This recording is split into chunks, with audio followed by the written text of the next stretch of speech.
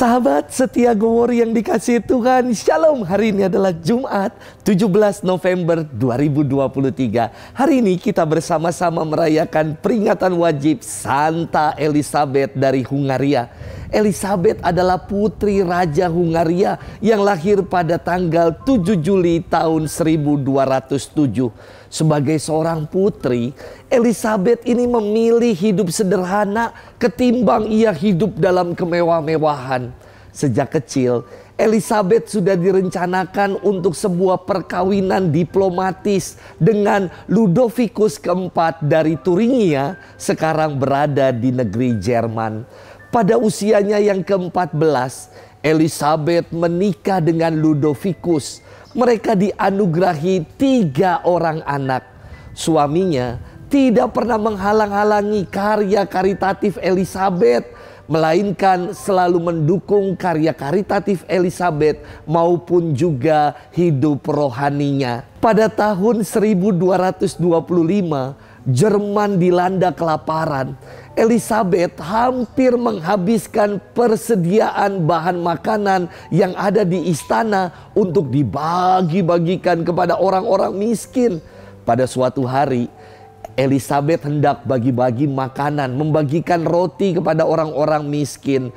Dan Ludovicus suaminya mendekatinya dan menanyakan, "Apa yang kamu sembunyikan di balik rok kerjamu?" Dan Elizabeth membuka roknya dan memperlihatkan ternyata yang ia bawa bunga-bunga mawar yang indah. Padahal tadinya ia membawa begitu banyak roti yang hendak dibagikannya kepada orang-orang miskin. Suatu keajaiban yang istimewa. Elizabeth wafat pada 17 November tahun 1231 di usianya yang masih belia, yakni 24 tahun. Hari ini kita akan bersama-sama merenungkan firman Tuhan yang diambil dari Injil Lukas 17 ayat 26 sampai dengan 37. Mari kita siapkan hati kita. Haleluya, haleluya, haleluya. Angkatlah mukamu, sebab penyelamatmu sudah mendekat. Haleluya, haleluya, haleluya. Tuhan bersamamu dan bersama rohmu. Inilah Injil suci menurut Lukas. Dimuliakanlah Tuhan. Pada suatu ketika Yesus bersabda kepada murid-muridnya, "Sebagaimana halnya pada zaman Nuh, demikian pula kelak pada hari Anak Manusia. Pada zaman Nuh, orang-orang makan dan minum, kawin dan dikawinkan, sampai pada hari Nuh masuk ke dalam bahtera. Lalu datanglah air bah dan membinasakan mereka semua. Demikian pula yang terjadi pada zaman Lot. Mereka makan dan minum, membeli dan menjual, menanam dan membangun, sampai pada hari Lot keluar dari Sodom. Lalu turunlah hujan api dan belerang dari langit dan membinasakan mereka semua.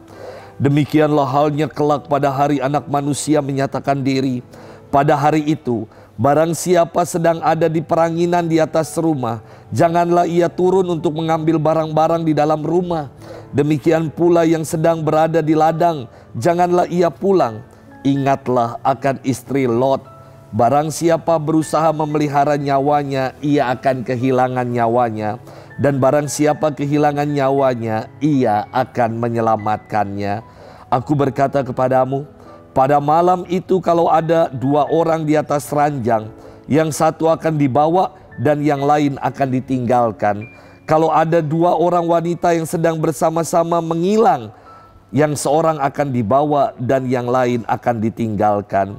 Para murid lalu bertanya, "Di mana Tuhan?" Yesus menjawab, "Di mana ada mayat, di situ berkerumun burung nazar." Demikianlah sabda Tuhan. Terpujilah Kristus. Sahabat setia Gowor yang dikasihi Tuhan, Shalom. Saya dari dulu nggak suka nonton film bergenre horor. Bukannya saya takut sama gitu-gituan, sama roh-roh jahat dan setan. Tetapi buat saya film horor itu tidak mendidik. Ngapain juga dikaget-kagetin dan kita histeri sendiri, terus harus bayar tiket lagi. Yang buat sebel adalah ketika mau nonton bioskop, selalu ada ekstra film-film horor. Ini kan bikin penonton yang mau menikmati hiburan malah ribet, tutup mata dan tutup telinga sebelum menikmati hiburan. Sahabat setia Gowori yang dikasihi Tuhan, firman Tuhan hari ini bukan untuk menakut-nakuti ataupun bergenre horor, bukan. Justru melalui firman Tuhan hari ini, Yesus ingin mengingatkan para pendengarnya untuk waspada bahwa kedatangannya kelak berarti pengadilan terhadap manusia. Ia menggambarkan pengadilan itu dengan mengisahkan kisah pengadilan lampau yang diketahui oleh orang-orang Yahudi, yakni kisah air bah pada zaman Nabi Nuh dan kehancuran kota Sodom dan Gomora pada masa Lot. Orang Yahudi pasti tahu dan mengerti mengenai dua kisah populer ini. Melalui sabda Yesus, Ia ingin mengingatkan kita untuk berjaga-jaga dan mempersiapkan datangnya pengadilan itu kelak. Jangan sampai kita lebih mencintai diri sendiri dan melekat pada keduniawian.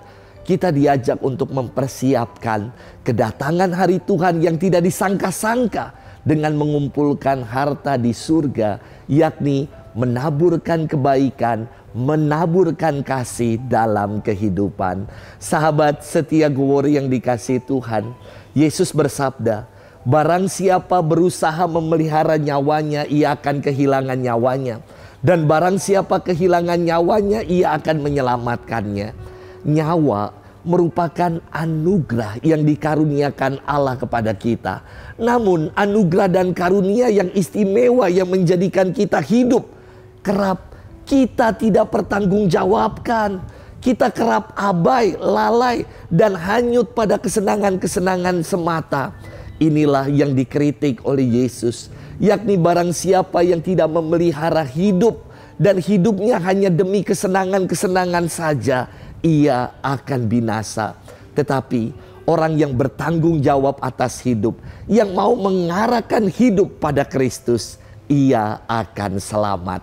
Sahabat setia Gowori yang dikasihi Tuhan, kita tidak tahu kapan dan di mana lokasi ketika Yesus akan datang kembali. Melalui sabda ini kita sudah diingatkan untuk menyiapkan diri, untuk waspada dan jangan sampai terbuai pada kehidupan-kehidupan dan kesenangan-kesenangan dunia. Sudahkah kita mengarahkan hidup ini sepenuhnya pada Tuhan? Semoga itulah yang kita perjuangkan. Selamat bermenung dan Tuhan memberkati kita selalu. Dalam nama Bapa dan Putra dan Roh Kudus. Amin.